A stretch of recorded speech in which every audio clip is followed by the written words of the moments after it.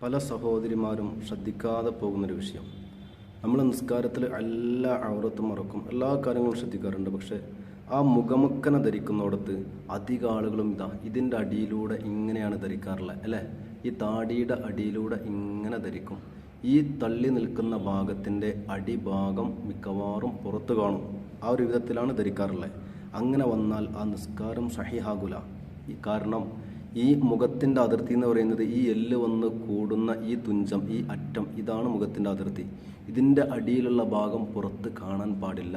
മുഖമക്കനെ ധരിക്കുമ്പോൾ എപ്പോഴും നിസ്കാരത്തിൽ ശ്രദ്ധിക്കുക, ഇങ്ങനെ ധരിക്കണം. ഈ ഒരു ഭാഗത്തേക്ക് ഇങ്ങോട്ട് തള്ളി വരണം. അതല്ല, ഇങ്ങോട്ട് കയറിപ്പോയി കഴിഞ്ഞാൽ നമ്മുടെ ഈ താടയുടെ അടിഭാഗം കാണും. താടി എന്ന് പറയുന്ന ഈ താടയുടെ അടിഭാഗം കാണും.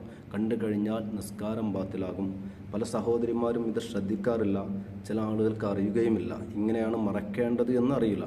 ബാക്കിയുള്ള എല്ലാ കാര്യങ്ങളും നമ്മൾ ശ്രദ്ധിക്കാറുണ്ട്, ഔറത്തുകളൊക്കെ കൃത്യമായിട്ട് മറക്കും. പക്ഷേ ഈ ഒരു കാര്യം മാത്രം നമ്മൾ വിട്ടുപോകും. പലപ്പോഴും ഇങ്ങനെ കാണാറുണ്ട്, നമ്മുടെയൊക്കെ ബന്ധപ്പെട്ട ആളുകൾ നിസ്കരിക്കുമ്പോഴൊക്കെ ചിലപ്പോൾ ഇങ്ങനെ കാണാറുണ്ട്. അപ്പോൾ ഏതായാലും ഈ ഒരു തെറ്റ് നമ്മൾ ശ്രദ്ധിക്കേണ്ടതുണ്ട്. ഒരുപാട് കാലം നിസ്കരിച്ച് അവസാനം അതെല്ലാം ബാത്തിലാകുന്നൊരവസ്ഥ പ്രിയപ്പെട്ടവരെ നമ്മൾ ശ്രദ്ധിക്കുക. ഏതായാലും നിസ്കാരത്തിൻ്റെ കാര്യമല്ലോ, സൂക്ഷിക്കുക. നമ്മുടെ മക്കൾ, അതേപോലെ ആണുങ്ങൾ കാണുന്നുണ്ടെങ്കിൽ ഭാര്യമാർ, സഹോദരിമാർ, ഇവർക്കൊക്കെ നമ്മൾ ഇത് അയച്ചു കൊടുക്കുക.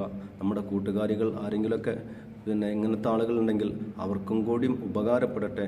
നമ്മൾ കാരണമായിട്ട് അവരുടെ നിസ്കാരങ്ങൾ സ്വഹീഹാകട്ടെ. അവർക്കൊരു ജ്ഞാനം, ഒരു ഇൽമ അവർക്കും ലഭിക്കട്ടെ. ഇൻഷാ അല്ലാഹ് ഈ ഒരു കാര്യം ഒരു കാരണവശാലും നമ്മൾ വിട്ടുപോകാൻ പാടില്ല. വളരെ ശ്രദ്ധിക്കണം. നിസ്കാരത്തിൻ്റെ കാര്യമാണ് എന്ന് പ്രത്യേകം ഓർമ്മപ്പെടുത്തുകയാണ്.